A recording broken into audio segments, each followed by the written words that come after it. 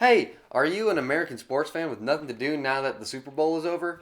Well, I've got a pretty interesting sport for you. It's called hockey. You might have heard of it, but you probably don't watch it. I wasn't a hockey fan either until recently.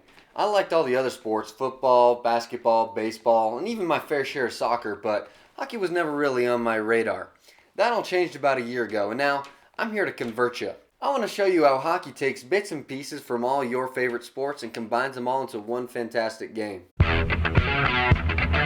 Soccer is probably the easiest comparison to hockey out there because the objects of the two games are pretty similar. You got to take the thing and put it into the net. Soccer is called the beautiful game because of the superb teamwork that it takes to get the ball up the field. Sometimes the assists are just as spectacular as the goals. Hockey is exactly the same in this respect. Take a look at these two plays and tell me they aren't derived from the same concept.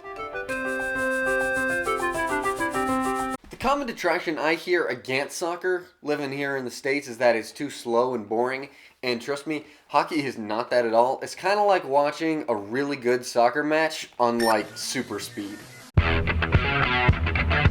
Basketball and hockey have actually followed a similar evolution over the last couple decades. What were once sports about mainly brawn have developed into sports where skill is king. In basketball, the offensive behemoth in the post has been replaced by the deadly outside shooter. Meanwhile, in hockey, the enforcing defenseman has been replaced by, well, the deadly outside shooter. Also, they share the fast break.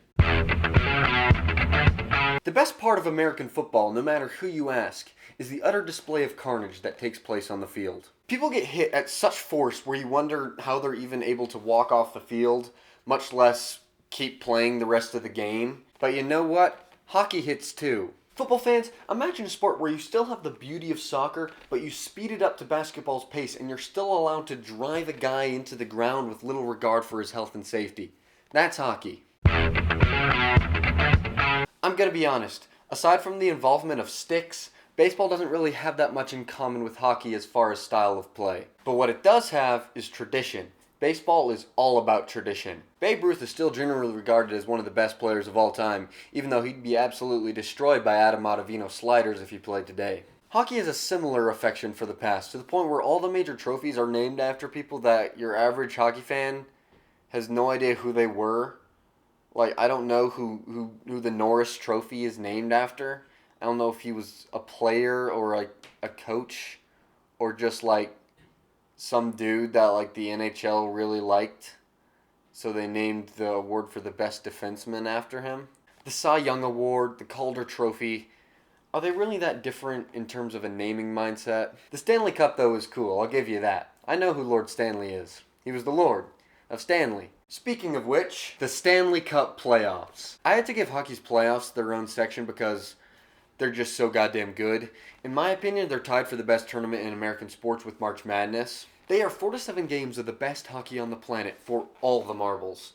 Seasons can be won or lost by a few ricochets of the puck. The hits are harder, the crowds are louder, and overall it's just an insane experience that you really need to watch to fully understand how bananas they are. My favorite sports writer, John Boyes, put it more eloquently than I ever could on Twitter a couple years ago.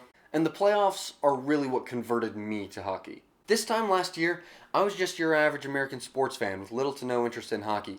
But then, one night, I was really bored and I turned on the playoff series between the Colorado Avalanche and the Calgary Flames. I was converted overnight. I was formerly mild-mannered Will Klumpenhauer, unenlightened fool, and I am now Will Klumpenhauer, diehard Colorado Avalanche fan. So, in conclusion, find yourself a hockey team to cheer for. Chances are there's one kind of nearby. They may even be pretty good and you don't even know about it. I know at least in the city I live in, Denver, Colorado, about 80% of the city is more excited about the Broncos than they are the Avs, even though the Broncos are average at best and the Avs are championship contenders, which makes no sense at all. And the NHL has just done a terrible job at marketing itself, so no one really knows that they exist. TLDR, go watch yourself some G-Dang hockey. And Coyle, the goal scorer, back in on the forecheck. Old Stastny.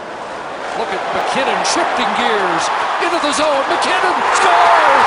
What a brilliant goal by Nathan McKinnon!